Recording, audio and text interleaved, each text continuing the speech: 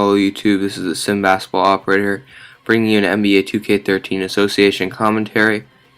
And if you can see by this screen, we did win the championship in 5 games. We lost game 3 after taking care of business at home. Then we came back and won a game in game 4, and then we won game 5. So Kyrie Irving wins your most valuable player. Some pretty good stats. And he actually wins one in his rookie contract, unlike LeBron. See, Jason Terry, Ray Allen, John Salmons, Steve Nash, and Jermaine O'Neal are retiring from the league.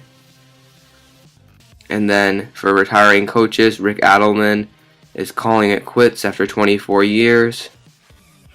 And then looking at the Hall of Fame, you got Ray Allen, 19 points average, and Steve Nash with a 14-point and nearly 9 assist average. And now it looks like Kyrie Irving didn't improve. His shot inside, or shot really close, dropped 1 point, which is why it's now a B-. You got Paul George going out 1, Dion Waiters going out 5, same with Ben McLemore, Tristan Thompson going up 3, Tyler Zeller making a very good jump, going up to 4, Patty Mills went up 1, and then Anderson Varejao is going to drop another 3 points. So it looks like that Tyler Zeller is in position to start this year. He's now quite a bit better than Varejao, and Varejao's energy would be best suited coming off the bench. So even though we won the championship, we have a draft pick from the Sacramento Kings, and they had a terrible season. So we had the 3rd best chance. We actually would also have the 2nd best chance if we kept the Celtics pick and didn't trade it to Indiana. So let's see how this goes. Usual suspects, you got the Wizards at 14, Raptors at 13, Timberwolves at 12, Hawks at 11, Suns at 10, Mavericks at 9, Bucks at 8, Hawks again at 7, so they got 2 lottery picks. Warriors and Lakers and Bobcats at 6, 5, and 4. Pacers at 3, so we get the 2nd pick, as Orlando gets the 1st pick. Orlando didn't improve much because they took a reach player. They took Alex Poitras last year, who ended up staying in school in real life. So I'll see you after the White House visit.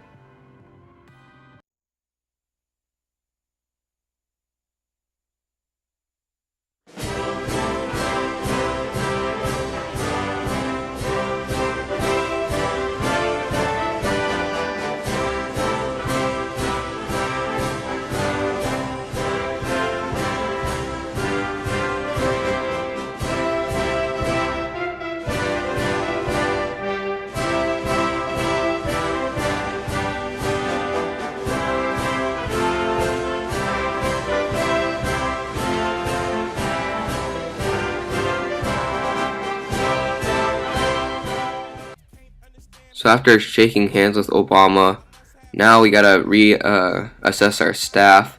I'm just gonna send our assistant coach 1 year, and then I'm gonna also extend our prospect scouts, whose potential's actually dropped. They were all level A potential, and so I'm just gonna extend those guys.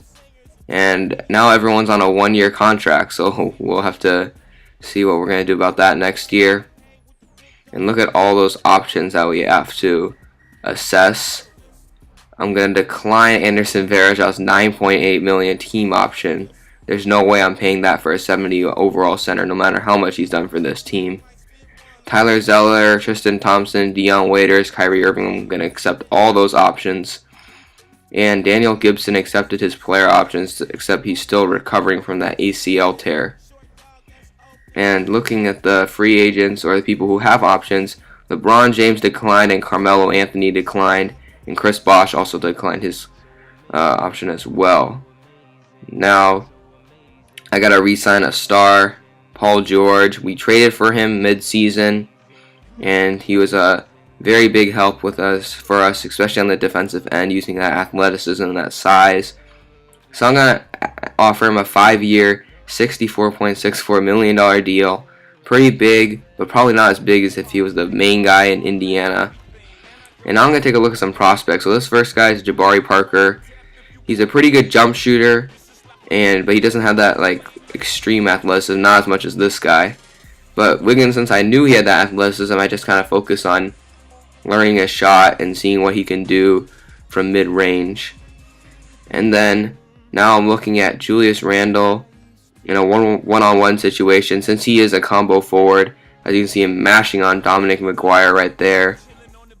And then he's going to get the rebound and bring it out. He's very good at finishing and driving to the lane, picking his angles and cutting.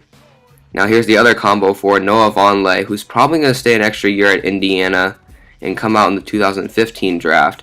But he's in the 2014 draft class, and so that's why he's here working now.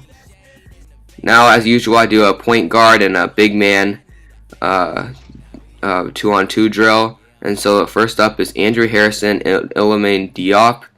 Diop was actually kind of in the spotlight as a big man on NBADraft.net, which is why he's in this class, but he fell off for some reason. He's from Senegal, and look at that crossover for the dunk by Andrew Harrison.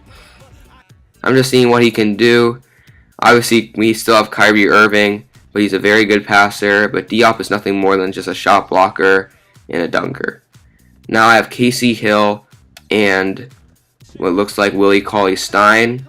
And in real life, the second best point guard or the best point guard would be Marcus Smart, but I put him in my 2013 draft class because I was thinking he was going to come out there, but it turns out he's going to stay another year, so that's why you're seeing Casey Hill. Now moving into 5-on-5, I have Tim Hardaway in this one. I don't know why I didn't put James Young. I think he's a better player. But this guy who created the draft class thinks Tim Hardaway is pretty good, and he hits a weird-looking jump shot right there. Now in the matchup of the top two players, Jabari Parker is going to hit the step-back jumper over Andrew Wiggins. And now here we're with Andrew Harrison crossing over, trying to get into the paint, giving it over to Jabari Parker, who puts on a nice cross spin and a very tough layup right there. But the home team would prevail and win this one. I couldn't get it done. Nice bounce pass from Casey Hill to Andrew Wiggins for the easy dunk. And now on to the NBA 2014 draft. With the first pick in the NBA draft, the Orlando Magic select the 19-year-old small forward from Duke University. Alright, so while it would be really nice to have Andrew Wiggins on my team, I already have Paul George, and I'm very confident in his abilities to become a future star in this league. So I'm going to end up trading this pick down and seeing what I can get. I also want to get rid of Dominic McGuire, who is pretty much useless aside from being a semi-good defender. And I'm going to ask for 2 Laker first-round picks. They have the 5th pick. I'm also going to take a second-round pick for next year. And so this is what this trade's going to look like.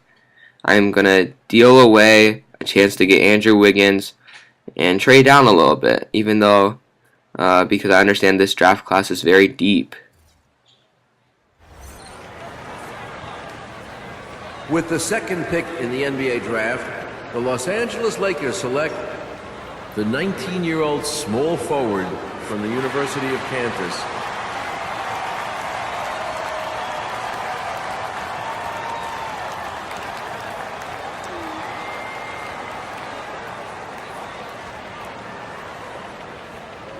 With the third pick in the NBA draft, the Indiana Pacers select the 20-year-old power forward from the University of Kentucky.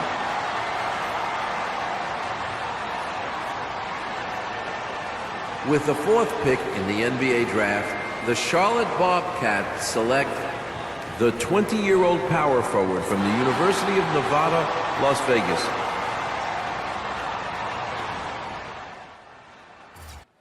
Alright, so I declined a trade offer to get rid of Dion Waiters, and now I have the 5th pick. Julius Randle was taken at 3, and some guy named Kem Birch from UNLV, who is a decent power forward, but he's not that great.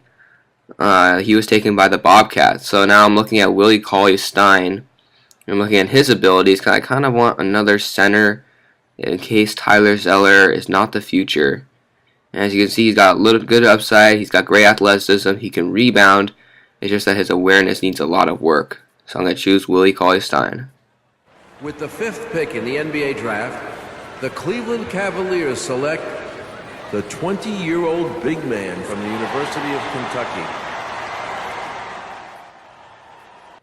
Alright, so I have two more picks. I have number 19 and I have number 30. So now we're going to look at who got selected. Cauley-Stein's a 65 overall. It's pretty good. He's got good potential. But my man that I wanted, Noah Vonleh, got taken 4 spots earlier. So now I'm looking at Andre Roberson. He's a pretty athletic small forward. He actually was drafted this past season. And I think he wound up on the Golden State Warriors.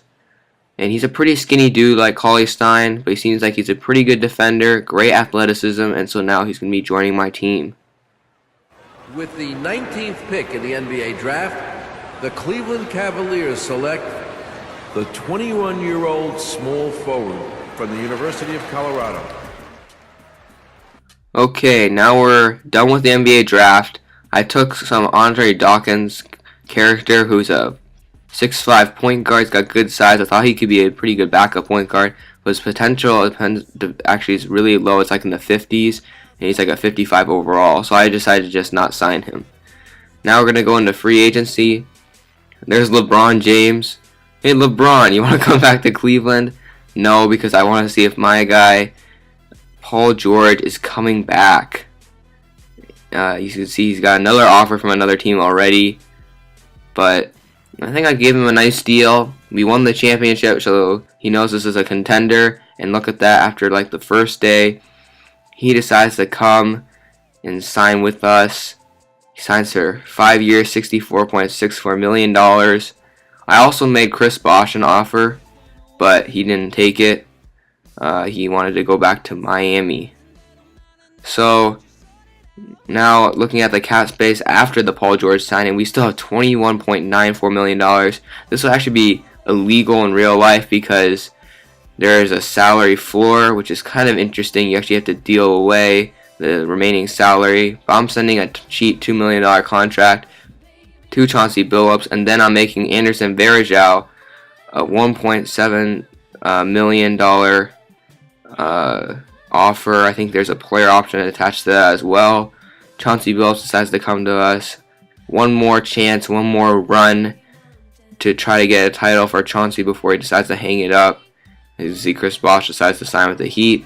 And then a few days later, here comes Anderson Varejao, who's going to fill out the roster from here.